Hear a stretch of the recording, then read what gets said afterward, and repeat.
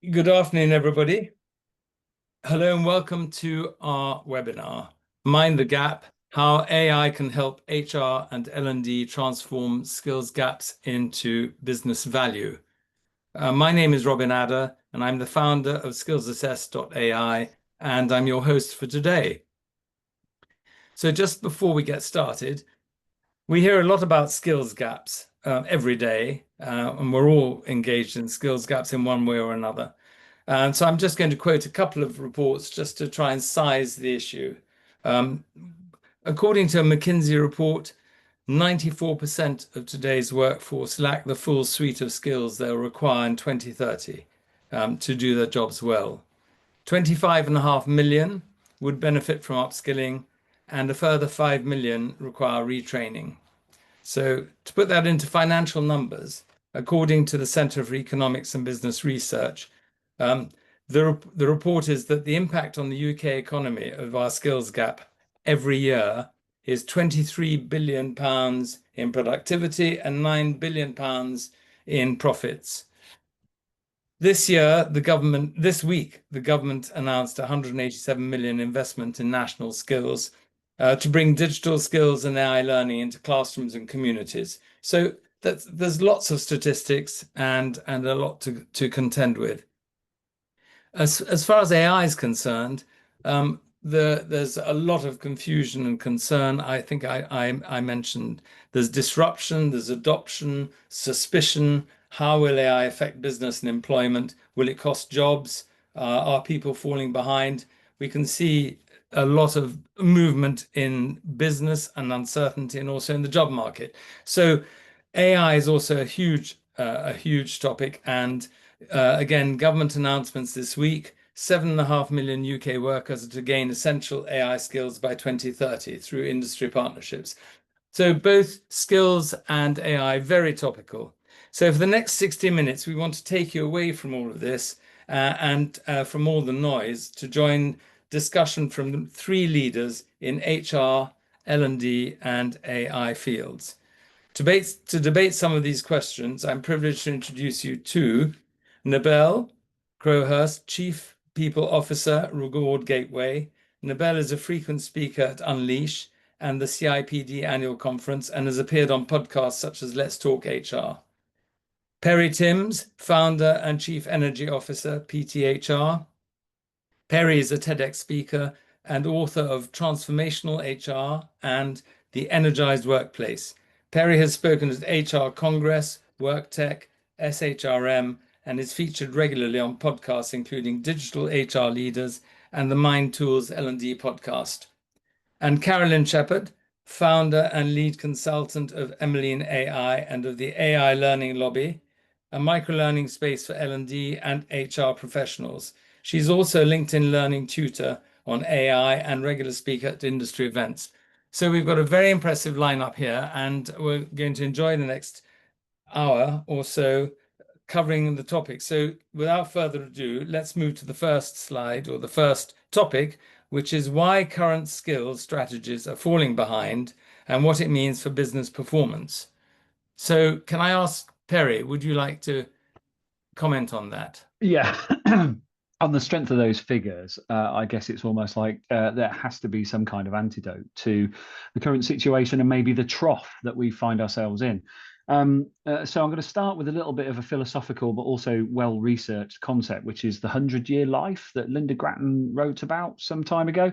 And its links into the cycle of education. Let's start with that, right? So I've seen some governmental moves to make sure that what we're talking about when we talk about education, full stop, so we're talking about the whole schooling system and beyond, further education and so on, is that it's built for three-stage life, and we don't have that anymore. We have a 100-year life. We have multifaceted mosaic-like careers.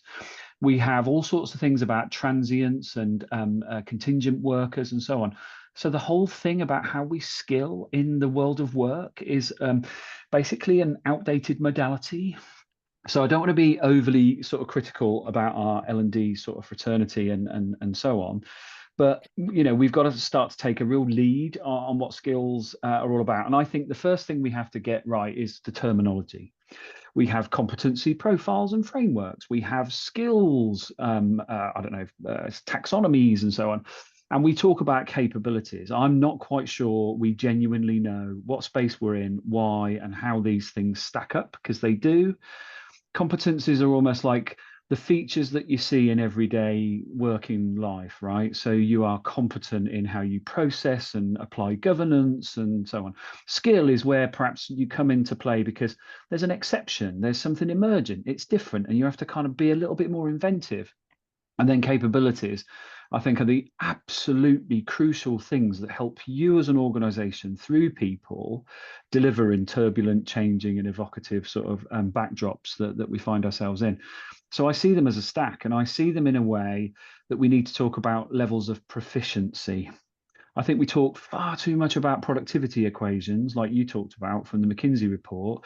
But what does that mean when we talk about proficiency? Proficiency is how applied and brilliant and impactful are you at competency level, at skill level, and at capability level. And until we get that sort of thing right, I think our landscape and our map is a bit vague, a bit devoid of the kind of pit stops on the way and the punctuations in the noise that we need. So I guess I start with that. What is the whole philosophy of an organization around demonstrating levels of proficiency at organizational level, at skill level, and then at competency level? And I think if we can start to engineer that and set that against 100-year variable life and career choice, we will have a greater chance of trying to catch the wispy things that we talk about when we talk about skills agendas. They're wispy, they're cloudy, they're vague, and they're difficult to grab. We've got to get some real grab on this. And to bring it back to the topic of artificial intelligence, there are people now going, here we go, we're going to potentially sort of lose loads of jobs at entry level or in algorithmic work. Yes, we are, but we're also going to use it to help us become more efficient more quickly with different learning curves. And it is going to be our sidekick in how we make sense of the world. So we've got to program it in. So I know one university lecturer who insists that people use AI in their learning, because what he says is, I want you to use it, and then I want you to critique it. I want you to test it. I want you to know where it's deficient, where it's hallucinated, where it's wrong, and where it's not what you would say. And then you understand why, and then you augment your AI piece of submission with the brilliance that you've got and the uniqueness that you've got and the imagination that you've got, which that'll never have. And I love that kind of fusion of using it as a tool, not outsourcing it completely, but we master it. It doesn't master us. So those, I think, are some of the skill dilemmas. How do we weave it into this 100-year life, this non-episodic, this in the flow, this complicated stack of competencies, skills, and capabilities? That's where I'm going to start us. Right, that's very interesting. Anybody comments on that? Yeah, I think just to build on those points you've made, Perry, which are absolutely on point, is I think there's also a societal shift in how we look at the difference in our lives between work and life.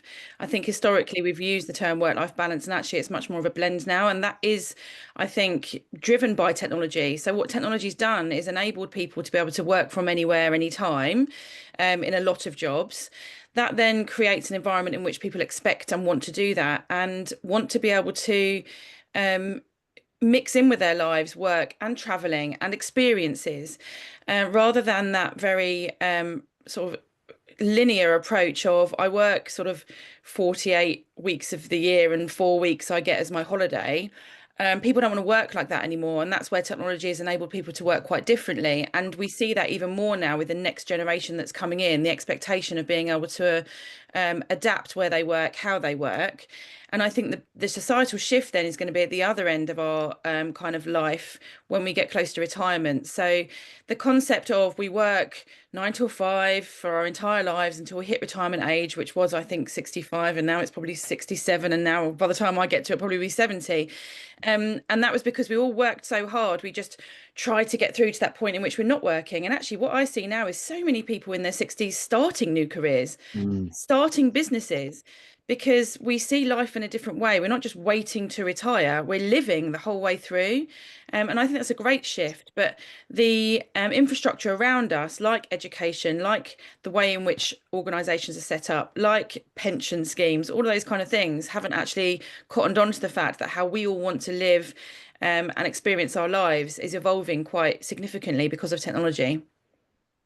Yeah, that's absolutely true. Well, I think that's very interesting. Well, I think it takes us on to our next question in that case, which is where AI can support upskilling efforts and where it might damage credibility. So, Nabel, do you want to talk about that? Yeah, I'll get us started. I think for me, when I reflect on the volume of conversations that are taking place around AI right now, especially in the workplace and specifically in HR, is there seems to be a significant amount of fear and concern for what AI brings, whether that's because people are fearful of it, like we've just said, taking away jobs, or whether it's organisations that are fearful of employees doing something that might be to detriment of the organisation because they might use a tool like ChatGPT, for example, in a way that might be commercially damaging. But the way I look at it is it's just a natural progression and evolution in technology. So if we go back over the decades that we've all probably been in the workforce, you know, it was 1998 that Google came in, and that was transformational. The fact that we could just have information at our fingertips whenever we wanted it. And initially that probably felt a bit strange, a bit scary. People weren't quite used to how to use it or how to use it effectively. And then we move forward, and the sort of social media movement comes in around 2004, which is when Facebook comes to life. And since then, the progression of other social media platforms, and TikTok's coming in around 2016, and that's continued to grow. And if we reflect back on those things happening, I think there was a lot of panic in organisations then as well. I think for a lot of HR people and business leaders, there was this need or thought that we had to put in place social media policies. We can't possibly allow people to post things on social media because we can't trust them, because of course they're going to say something deeply concerning or commercially sensitive. And actually, as we progress to now, I think very few organisations would have stringent social media policies. They may still have some guidelines in place, but in fact, we encourage people to share their work life and the things that they experience on social media to be able to promote our great employee environments and our workspaces. And so as we move forward now, whilst of course we've got to think carefully about how we utilise new technologies, and we have to be mindful of some of the risks that come with it, I think we need to counterbalance that somewhat and take away some of the kind of panic and fear, because this is something that is an evolution and it's going to continue. So what's meeting us now today in the world of AI and ChatGPT, there's going to be something else in, I mean, I would say 5 years, 10 years, but probably the next year, 2 years, because the speed and the pace of the evolution of technology is so fast. So I think that kind of landscape and thinking about things over the last few decades is just a starting point for us to consider where we're at and how we deal with this evolution in our work environments. Definitely, definitely. I agree with you, and I think I've seen even I've got vivid memories of talking to somebody who asked me if I'd heard of the internet. And that was many years ago when I was running a training business, and then Google, as you said, and so it goes on faster and faster. I think with AI, we're going to see faster changes, as you said. And that's going to impact on HR and L&D. Any additional comments, Perry? Thank you. I'll go, and then Carolyn, unless you want to go, because I've already. Yeah, well, Carolyn hasn't. Carolyn hasn't. It's fine. It's fine. Yeah, I mean, I was thinking quite a lot about what you were saying there, Annabelle, because in relation to a criticism that's often heard of L&D, that because of AI, their credibility can be affected if they start producing too much material. The volume is very easy to produce because of AI now. So credibility can be damaged, yeah, I think, with AI by using it too much, too often, perhaps, in terms of just, spinning out lots of stuff.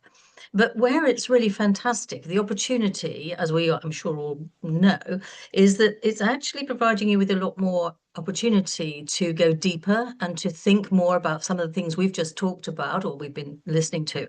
For example, think about the ecosystem, think about the job that the person's doing, think about how that's evolving, think about, you know, how they need to find a personalized journey themselves, and how can you help them do that? So I think there's lots of opportunities, but the risks are there. If you just keep doing what you've always done, you need to lift your head up and say, gosh, there's more of an opportunity here, really.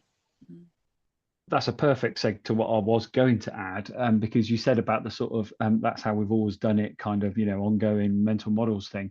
The enemy here isn't whether technology will steal things or whatever. The enemy's orthodoxy. If we're so hooked in orthodoxy, that's where we're not going to evolve. So the reason we've got a challenge around certain things like skills and so on is because we're still dealing with the orthodoxy of what Nabel talked about and the whole job construct. Jobs, job descriptions, what on earth relevance do they have beyond the hiring process? Because I would never have looked at my job description and say that's what determines what I do each week. I'm in value chains, I'm in customer queries, I'm solving internal problems, I'm forging affiliations and liaisons with people, and I am just going, I don't know enough about that, I'm going to explore it and learn. We don't need those kinds of orthodoxies to hold us back. We've got to break out from those. So I'm kind of urging and underscoring here, if we think something's orthodox, that's risky. That's the risk. We've got to go unorthodox, experiment, emerge, and evolve, because otherwise we're just going to be stuck in the same loop. Mm. Well, I think working from home as well, as Nabel said earlier, the fact that people now they're more flexible, they're doing work in their own time, the whole pattern has changed. I think that's also had an influence on job descriptions and what people do. I mean, I think generally people are becoming more entrepreneurial, more proactive, more imaginative, so there's a very big change, I think, through the fact that we can now use social media, online communications, etc. People are given much more scope to be inventive and creative and come up with ideas. So I think that will have a bigger impact as well. Okay, well, thank you for that. Can we then move on to the next topic, which is how to align HR and L&D initiatives with leadership priorities to show clear value. Who would I thought that maybe Nabel, you could start with that. Yeah, for sure. I will get us started. I think this is something we should have been asking ourselves always. We need to always make sure that we are demonstrating value in all HR and learning and development initiatives. And I think sometimes we don't do ourselves the best service that we could to be able to truly demonstrate the value that we're adding to organisations. And this is why we potentially get seen to be perhaps a cost centre or a luxury in an organisation, especially on the L&D side, if we're not proactively demonstrating that link and correlation to the things that we're delivering, the investments that we're making, and the impact that we're having on the overall business. So I think the starting point really is making sure that anything you design in terms of people strategy, learning strategy, has to be completely aligned with the organisational strategy. If they operate in isolation, then you're not going to have that ability to be able to demonstrate the connection and the impact and the value that you add to the business. So looking for those things and understanding what are the commercial drivers of the organisation, what is the business trying to achieve, where do they want to get to, how do they want to get there, and then working from that and understanding what you need to put in place as a HR or L&D professional to be able to create a strategy that is the enabler of that. I think we need to have really clear measures of success. I think, again, this is where we sometimes do ourselves a disservice. I think it's quite common that perhaps from an HR point of view, we will share data points, perhaps around sickness absence or labour turnover or the general demographic of the organisation. And that's helpful, but I see those as data points rather than true measures of success and demonstration of value. Working smarter comes from using those data points and understanding the narrative of those, creating a story and linking that into then how that impacts the bottom line of the business. So if you're going to talk labour turnover, that's fine. but make that real to your commercial leaders in the business and understand what that actually means in terms of cost, pounds, dollars, whatever that looks like, and work out those calculations. Same with any learning program. Don't deliver anything unless you know very clearly what kind of impact you're striving towards, and that you can demonstrate equally as clearly the impact that you are having, so that the business can see the value that you add, and the link between both people strategy, learning strategy, and organizational strategy. I think there's a lot of research now that's helping to support this. I guess historically that's been quite challenging. I know from very early on in my career, I've definitely been in positions where I've had to really demonstrate value, and it's not always been easy to do that. But there are many research reports that help to correlate that link between people initiatives and business performance, not least within my own organisation. So within Reward Gateway, we've conducted research over the last few years that's helped to bring those two things together, and show that actually organisations that have a well thought through people strategy that links to how people feel in the organisation, driving engagement, motivation, and their work output, can actually influence the business's performance by 5 to 7%. So when you start to think about things that way, you start to be much more credible. We start to be seen as vital parts of the commercial success of a business. So I think the more that we can demonstrate our understanding of the organisational needs, the workforce's needs, and taking into account employee voice and the things that they're saying that are going to make the biggest difference to enable them to be successful in their roles, the more able we are to demonstrate value, so that the business knows that they want to keep hold of us, invest in HR, and invest in learning and development. Right. Yeah, I mean, I don't know if I could come in there, Robin. I love what Nabel said there. I think it's so important to see the whole big picture. But this very much brings up the point that we need to collaborate across the organization. And I think that involves, all of us, and there are many stakeholders, especially employees and the business itself. But squeezed in between all of this, there is the hapless middle manager, I think, who seems to get everything sort of on their desk, like, here is the new thing we're doing, off you go, and make it happen.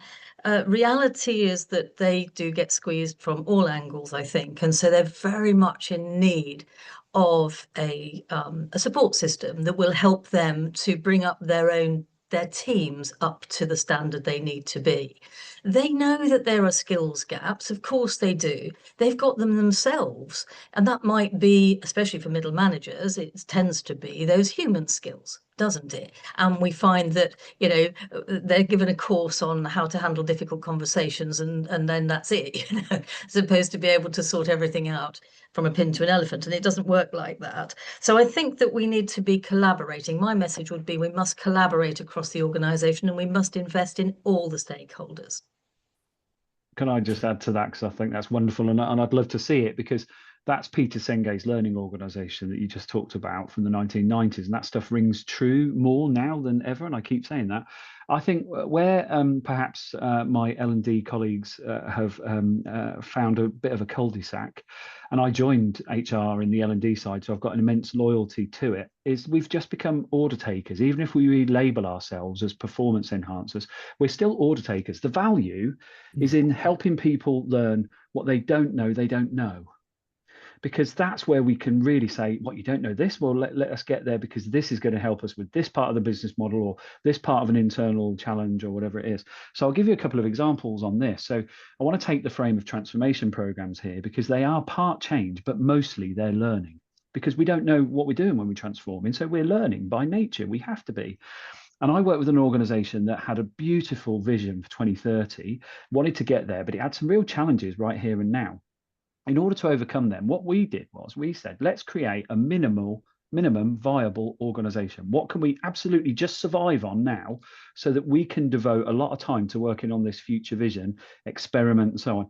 That brought leaders out of ivory towers and into learning teams and learning groups, because nobody knew what they were doing, because we were building the future. And guess what? They got there quicker. So there's something in L&D saying, I'm not going to programmatically deliver interventions to you, because they're never timely and they're just what you order me to do. I'm going to take you to places where you don't know you need to be, and I'm going to help you get there. And it might come from a point that we don't even know all the things, but we can assemble enough of the artifacts and the evidence behind it, as Nabel said, to be a kind of learning coach as well as a sage on the stage. We don't have to know everything to teach people. We work with them to learn together, like Carolyn said. So if we can start thinking about things like that, we won't get questioned on value. We won't have to put a business case for a program, because learning is work. Very definitely. Well, okay, thank you very much. So my next topic is I'm going to ask Carolyn, actually, what every HR and L&D leader needs to understand before proposing an AI-led solution. Are you happy to answer that? Yeah, I am. Spend a lot of time thinking about that and talking with clients about it, actually, because it's probably one of their top 3 questions, I think, which is, where do I even start, really? And of course, I think personally the answer to that question is you start by building your own confidence, because as Perry was just saying, we need to lead this and we need to be able to give other people confidence. So in order to do that, we need to have some pretty solid foundations ourselves. And that doesn't mean to say we need to become AI experts or skills experts, or if you're in AHR, you probably won't become a skills expert. And if you're in L&D, you probably won't become an HR expert. The fact is that you need to know enough about it to join the conversation and to be able to contribute and to give your colleagues across the organization confidence.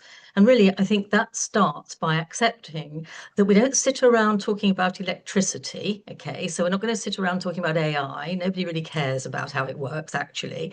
But we just need to talk about how it's going to improve performance for the organization. In terms of what problems have we got to solve? What are the problems that are on our desks that we'd love to get rid of? And then if we have enough sort of, essential knowledge about how AI works, then we can start to discuss as a group whether or not AI is a suitable solution for it, and whether or not it's a good value proposition for the business, because it might not be. It might not be a problem we particularly want to invest in solving for one reason or another, or maybe we just don't have the infrastructure to do that, and that could come down to your data and all that sort of thing. So I do think that's super important. So the first thing really is to map the skills gap of the knowledge of the business and the stakeholders around AI itself. And we're all at different stages. I find that even people in the same team, well, especially people in the same team, they're often at very different stages. They might have met AI, generative AI, back in 2022, November 2022, when it launched, but they may not have even tried it properly yet, or may use it once a week or something as a bit of tokenism. So, there's a lot of difference in understanding and user confidence. So find out what that gap is for that person and bring them up to speed so that they can join the conversation with confidence. I think it's absolutely essential. So that's where I'd start. And how would you map those skills, or how would you start with that, measuring those? Well, to measure where people are now as opposed to where you want them to be. I mean, so you need to have a goal. Where do I want people to be? And I'd be looking at some human skills for a start. I'd be looking at, do they have critical thinking? That's really important. Do they have resilience? So you need to be bringing them up to speed on those things as well. And these are uniquely human skills. So that's a very big confidence giver as well, because it turns people's mind away from the fear of losing their job, and instead, as Perry was saying, it brings them to the opportunities for them to be able to think about what they could contribute, and how they are different to a machine. And because in the end, really, a lot of the AI that we use is just automating workflows, if we're totally honest. There's a lot of smoke and mirrors about it, but that's what it's really doing in many respects. It is reasoning in some regards, but not that many, I would say, in that many use cases. But our biggest opportunity, I think, in HR and L&D is to use NLP, natural language processing. So if somebody doesn't know anything about what that is, they don't need to know how to build it or code it or develop develop it or anything else, but they do need to know what it is, because that is what's democratizing this revolution for us. It's making it really super available, because we can talk to the computers ourselves without having that person in the middle to interpret for us. So that's why it's really important to know something, at least, about AI and what it's really about. So you will need some technical understanding, even though it's really, really simple. And I do a nice free course on that if anybody's interested in LinkedIn Learning.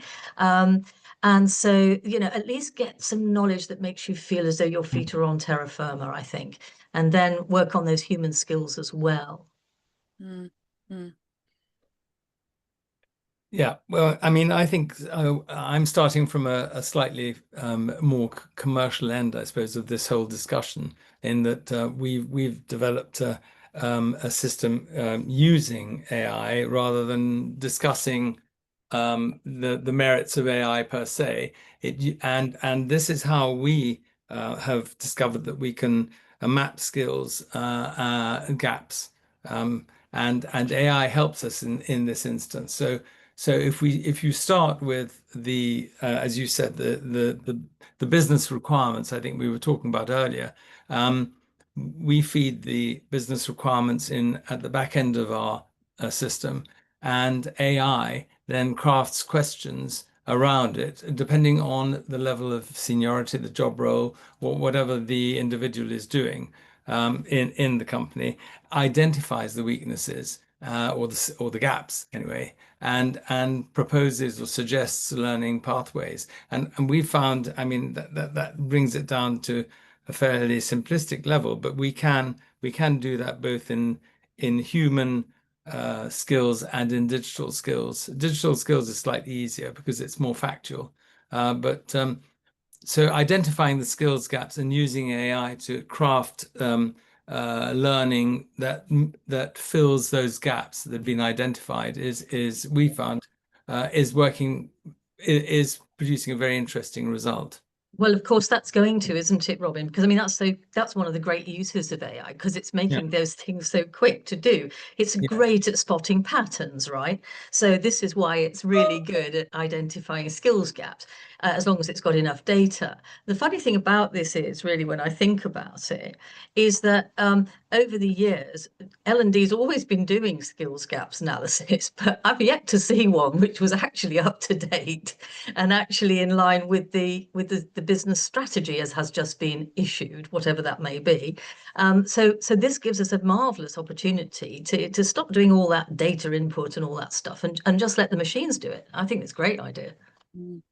And also you can see the analytics, all the data much faster. Well, it's immediate, really.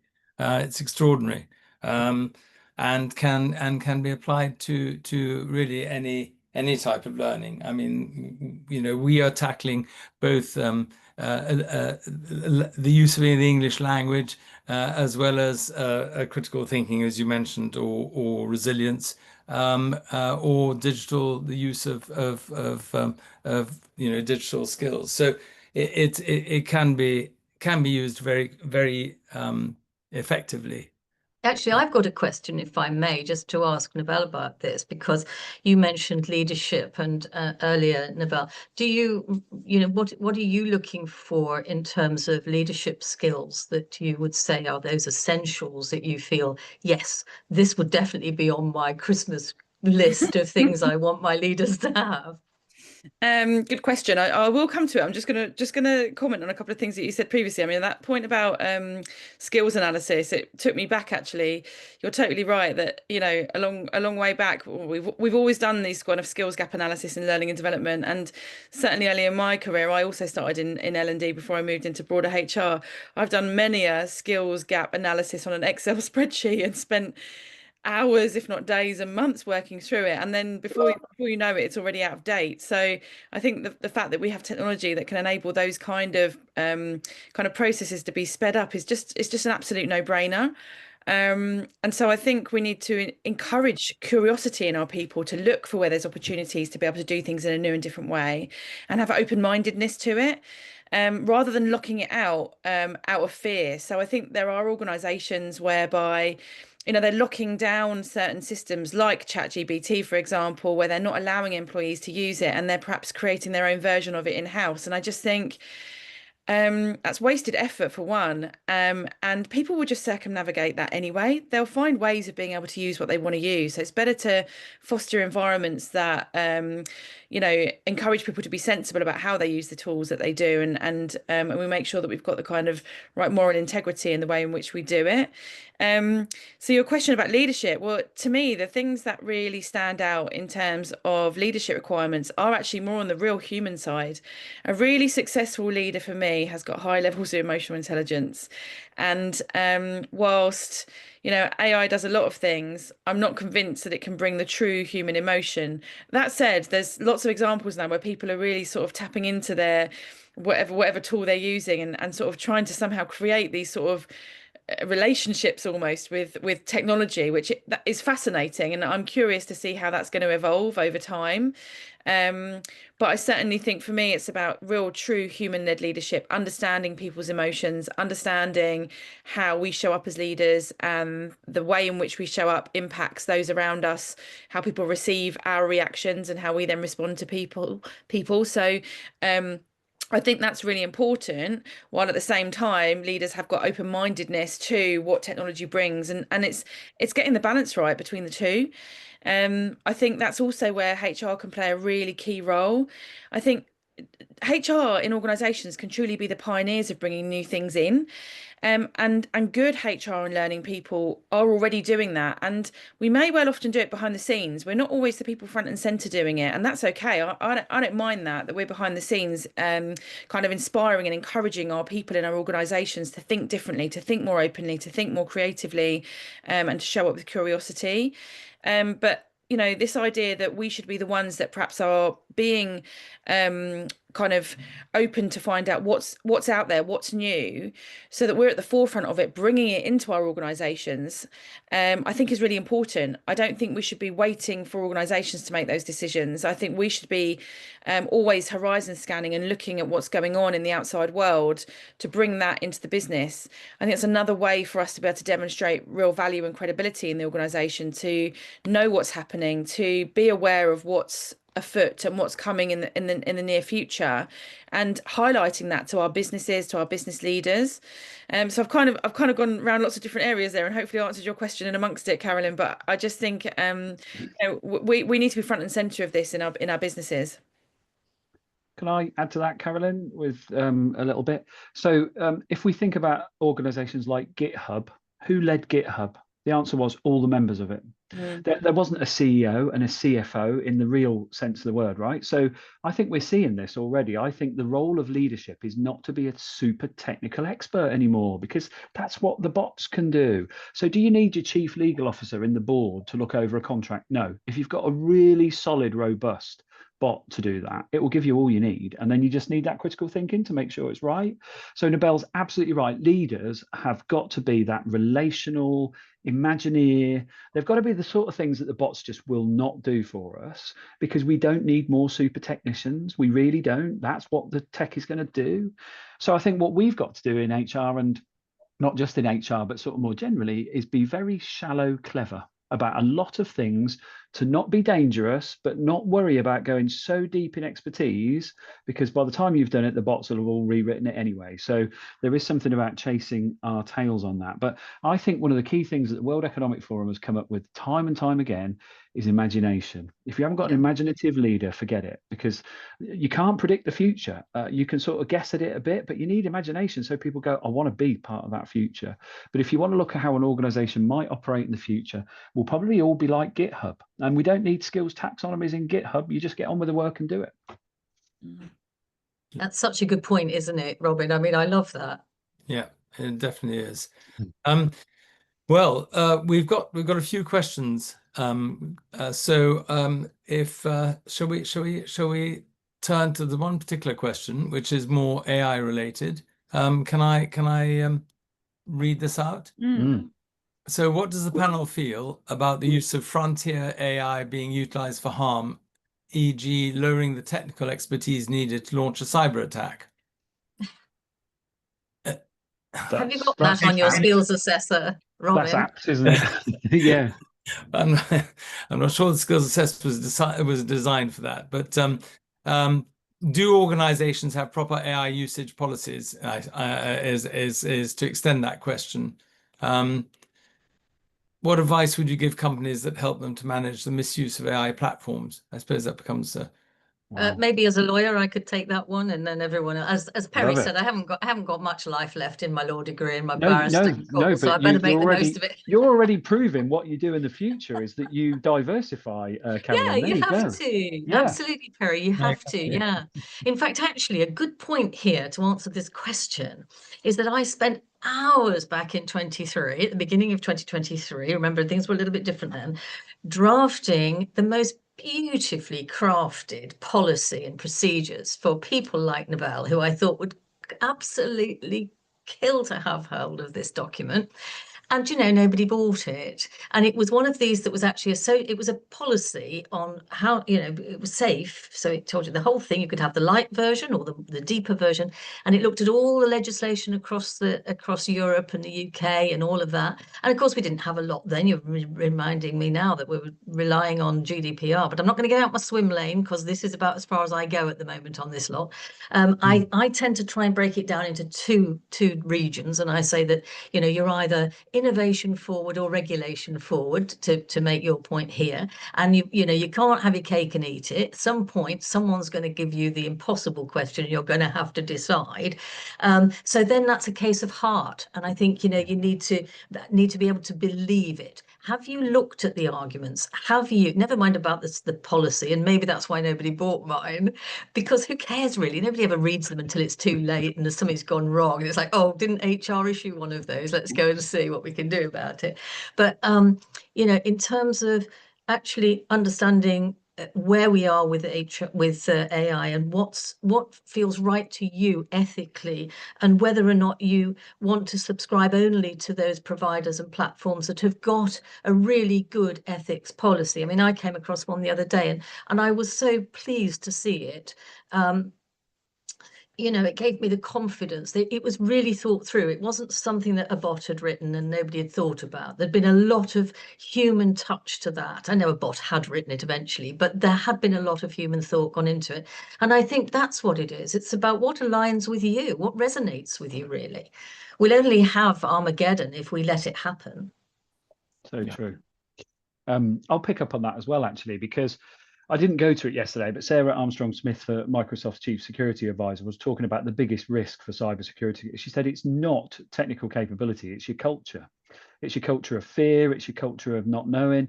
So I want to go to the utilities world, particularly, and in the energy sector. They have a safety briefing every day at 10 o'clock, wherever you are, about whatever it is. Now, that's what we need in organizations to help us with things like more prolific AI-based cyber attacks. You don't make it a content thing that you do on your induction. You have a kind of safety briefing. It's regular. You have a little simulator. You do that sort of thing so that people become really, like we said earlier on, confident with it. They absolutely know what they're doing and where they are a risk in the chain of connections around using this stuff. But we can get AI to help us out. We can say to the AI stuff that we've got deployed, what's the latest kind of cybersecurity tricks? What do I need to know about? You can ask it every day and it'll brief you and it'll tell you and it'll give you the most up-to-date hacks in the world. So that's the kind of things that we need to get into. Now, this tells me where L&D's boxed itself in the past. It went down the route of content. It's not, it's context. It's context and the situation you're in and the flow of work and so on. So if anything this is going to do for us, it's going to liberate us from a content tsunami to a contextual extraction of what we need just when we need it. Very good point. Absolutely. Okay, well, thank you for that. We've got some other questions. Cool. Nice. Can I read out? So Nabel raised the point that HR can be good at coming up with new ideas and fresh approaches. What advice does the panel have for HR leaders trying to convince C-suite that AI in workforce planning is worth investing in, or that we've chosen the right platform? Is that? I can't see what that question is. No, nor me. That's a good one. Okay, I can pop it into just here. so I can read it. make sure we answer it properly. Yeah, because that was a chunky one. I liked it. Yes, Long question. I'm not quite Thank you sure for how coming in, but I want to make sure. Okay, so Paraphrase then. What do you think? What do you want to I'll ask say, us? yeah, is HR can be good at coming up with new ideas and fresh approaches. What advice does the panel have for HR leaders trying to convince the C-suite that AI in workforce planning is worth investing in? Ooh. Oh, so Can I just say first things first, Yeah. Naval? If they don't know that you're on a hiding to nothing, if they're not supporting this and asking you and knocking on your door every day, you probably need to look for a different job. If you're interested, that is, in actually solving the problem. Yeah, good. Yeah, I mean, good advice, and yeah, probably the right answer. I'm assuming in that question it is specifically about workforce planning. So I think it goes back to my point earlier, which is, you've got to absolutely make sure that you're demonstrating that whatever initiatives you're putting in place is linked to where the business is trying to get to, and where the business is trying to get to commercially, financially, whatever goals that looks like. There's a workforce planning piece that goes behind that, because you can't achieve it without the right people, the right skills, the right attitudes, the right experience from people within the business, and technology supporting and enabling that. So it's that correlation again between making sure that you've got absolute clarity on business needs, business direction, and any initiatives or investments that you put in place being completely aligned. But like Carolyn said, but I mean, you could argue that with anything, right? So I think anything in the HR and people space, if you have a leadership team that can't buy into what you're there for and what you stand for, it's a hard space to be in. And I know that there'll be a lot of HR leaders that are in that space, but you do have to question whether you want to continue to push a tightly shut door, or whether it's the right place to be. Sometimes if there's a little tiny crack in that door, you can push it wide open and you can get them thinking differently, if you've got the tenacity and the resilience to do so. Can I add to that? Workforce planning a few years ago was like some real naivety. Not many people were doing it. They had like, first person out, next person in type, replace them stuff. But we're seeing it already in skills-based organizations, and people go, what is that? And I'll tell you what it is. It's people like where Nabel used to work at Roche and Genentech, who have capability pools, who have very different ways of deploying resource according to customer surge, according to R&D realization, according to whatever creates the most value at the time. So I think what we need is a workforce planning thing that isn't about the boxes and lines in the hierarchy. It is about where's the work and where do we get the people to it? And the bots can help us with that incredibly quickly, because we can get data now on people's capabilities, past experiences, their imagination quotient, whatever it is. And we can get the bots to kind of call out to those people and go, right, what's on your work stack now? Because we need this kind of work. And it won't just be we need this kind of work. It'll be we've got this many hours of work. So can you devote that to it? Because we're so rubbish at measuring how long it takes to get things done. And then we wonder why all projects bleed resource and take months over time. We can get technology to help us with much more predictive stuff by running simulators and using past experience. So I think when it comes to workforce planning, we're just at the beginning of what it really should look like. Yeah, Right. I mean, sorry, Robin, just to go back there to what Perry just said, I'd just love to add that, yeah, I mean, I often sort of try to distill that down to what are the jobs to be done, Yeah. And then the next question is, and when do they need to be done by, which plays exactly to what you've just said, doesn't it, Perry? Yeah. Yeah, totally that. Right, thank you. Well, I've got another question here, but I think we've partly covered it. But Perry talked about imagination. How do we balance AI efficiency with the need for personalized human-led development conversations and imagination? Yeah. So you can spar with your AI sidekick to kind of get imagination, but it'll only do what it's always got built into it. It might assemble in a way that might look imaginative to you, but it's existing information and context. What human imagination does is what artists do. They do something nobody's ever thought of before or ever tried or whatever it is. So there's something about how we get used to modeling scenarios using machinery and how we then go on top of that and go, but how would that feel? And what would that excite people about? Where would they be terrified and frightened? And only we'll know that because we're human sentient beings that can bring our own experiences into play. What it does for me is it kind of underscores the argument of why diverse teams are best, because you cannot have imagination with homogenous groups. People will think the same way, they'll say the same things, and they'll pick up the same kind of neurological clues from each other, unless you bring in rebels, outliers, and people who are not afraid to experiment without knowing what the outcome is. And I think there's something lovely in that. The bot will always want to predict what the outcome is even before you finish typing it, right? We won't. We sometimes don't care what the outcome is. The journey and the adventure is good enough for us. And then we'll find what the outcome is that's kind of revealed from it. Because I often say there's no such thing as failure, just an outcome you didn't expect. But the bot won't fail. It will always predict an outcome, and it will put the outcome that whatever it thinks it's right. But we won't do that because that's not how we are. So Ken Robinson's TED Talk tells you all you need to know about how the education system batters creativity out of us in favor of replicable knowledge retrieval. We don't need to do that anymore. So it starts in school, but it can start in work. And I've just been working with an engineering company in Germany, and they were doing the opposite of what they normally do. They were going into very, very foreign territory, nothing engineered, all imagination. It was hard work, but they came alive. So I think we just need to repeat and repeat and repeat that. Right. Okay, well, that's interesting, isn't it? Sorry, Robin. Yeah, you okay? Yeah. Okay. That's interesting point, Perry. I mean, it's easy to get lured into, and this plays to something Nabel said earlier as well. It's easy to get lured into the element or the thinking that the bot is actually thinking for itself. Or that it approves of what we're saying after thinking it through as an doesn't know what that is, does it? Yeah. Yeah, exactly. It's not, you know, an objective observer. No. It's hardwired. It's baked in for it to be polite and for you to like it, what it's saying. It doesn't want to depress you, so you run off and sort of say, "Oh my goodness me, I'm feeling so depressed. I can't do anything. I'm going to take into my bed." Instead, it's like, "Hey, Perry, you're looking so great today, and that's the best idea I've heard all week. How amazing!" You know, so that's good as far as it goes. But OpenAI, for one, has been accused of allowing the bot to get too sycophantic, because we must have a pushback. And what you can do to sort of pick up the point on context here is you can, in your prompts, build in some of that, so that you are saying to your bot or asking the question, which is asking it to be that rebel, asking it to be that critic, asking it to take the devil's advocate position, can't you? Love it, love it. And what you just made me think of there is from sycophancy to syncopation. Oh, yes, explain, please. You can have yes. that. Well, just that you kind of syncopate with the thing, and you kind of tabulate and just, like you said, you get it to take on different personas, because if you start believing it, then you're going to get all sorts of wrongness happen in your own perception on the word. So syncopate. Yeah. I like that. That's a rhythm. Yes. It is, yeah.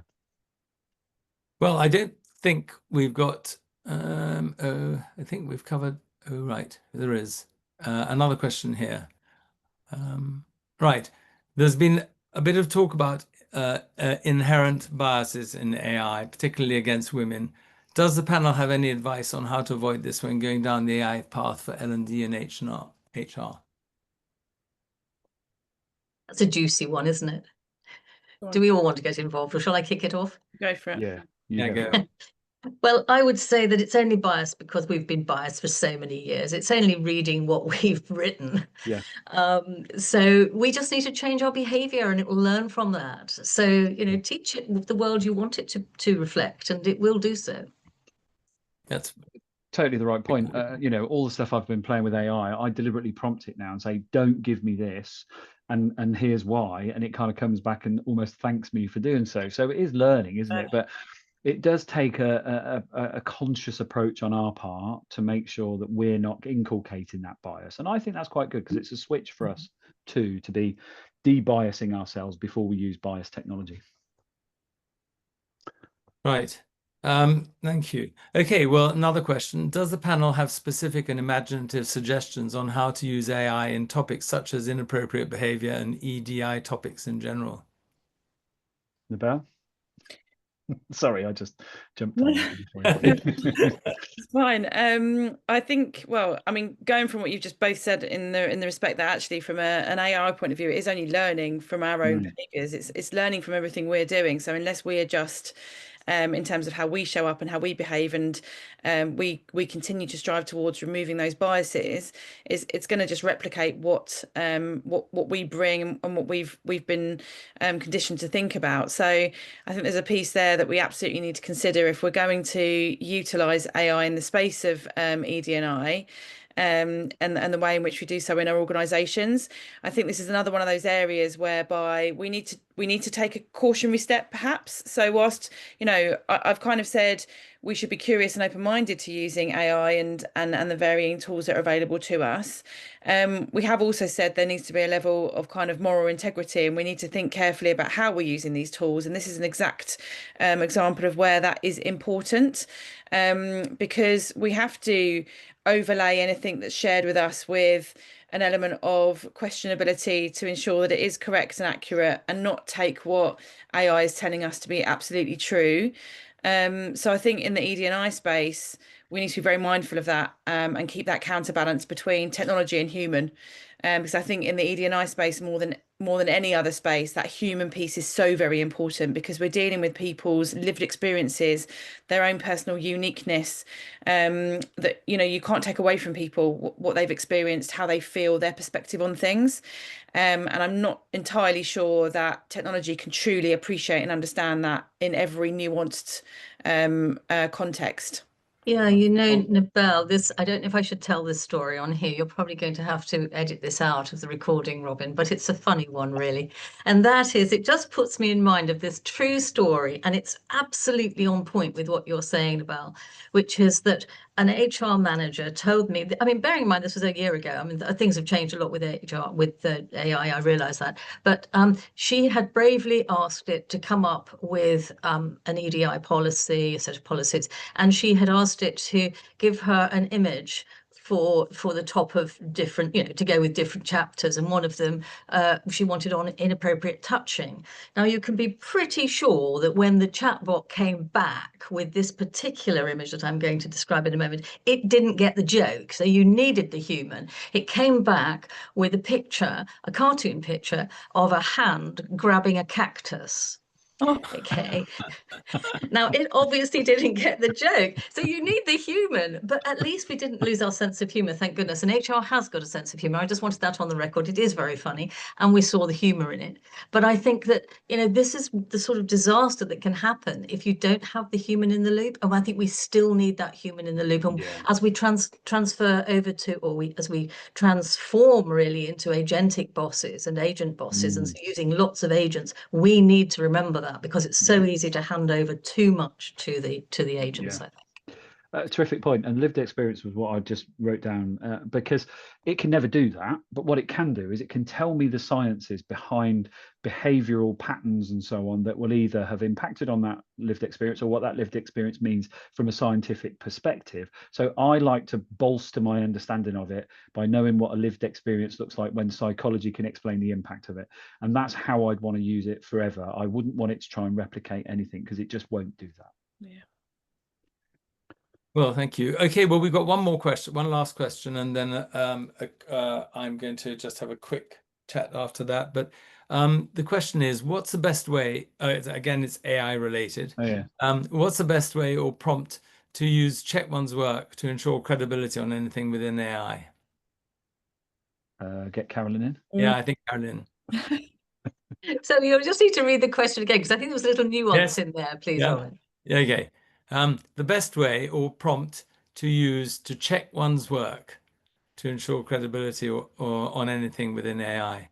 Oh, yeah. Well, okay. Well, that's a really good one. And what I do whenever I want to do that, first of all, give some context. It needs to know who's your audience, what are you writing for, what level, you know, of skill you're meant to have, obviously, if you're meant to be a genius or professor, as opposed to a beginner, that sort of thing. But once you've got your context in, get it to write it, and then say, critique this for me, please.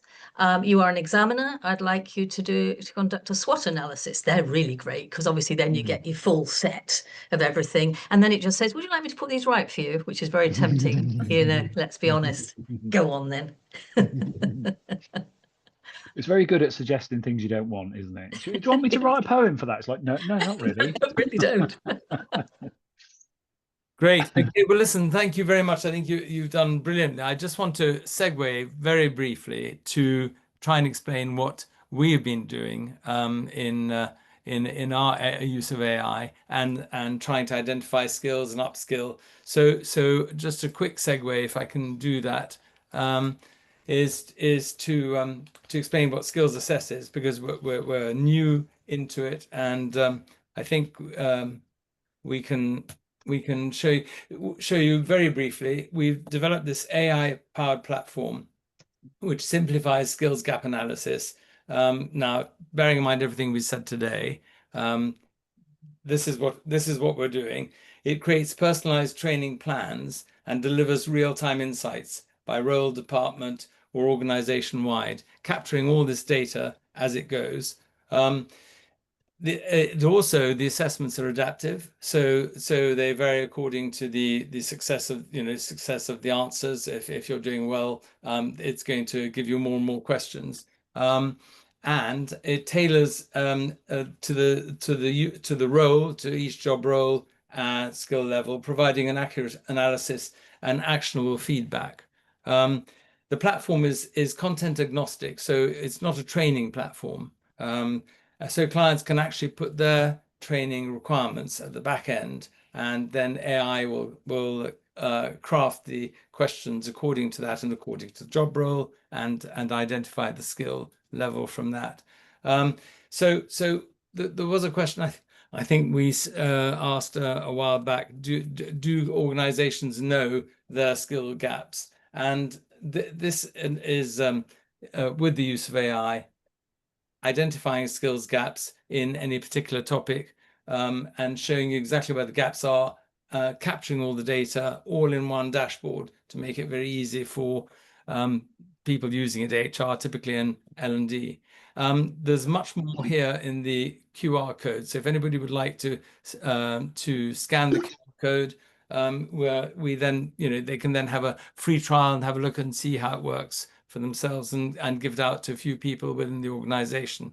So that's my part of interference in the otherwise the session we've had today. So I'll just get back to my final screen, which is to thank everybody very much, all our panelists on our behalf, for the wonderful work that you've done today, enlightening us on all these questions, and it's been a lot of fun. And I'd really like to thank you all and our audience for joining us today. So thank you, everybody. This session is recorded, so you can go back and get it. We'll email it to you, and that it's been a great afternoon. So thank you, everybody. Thanks very much. Thank you. Bye-bye. Bye. Bye.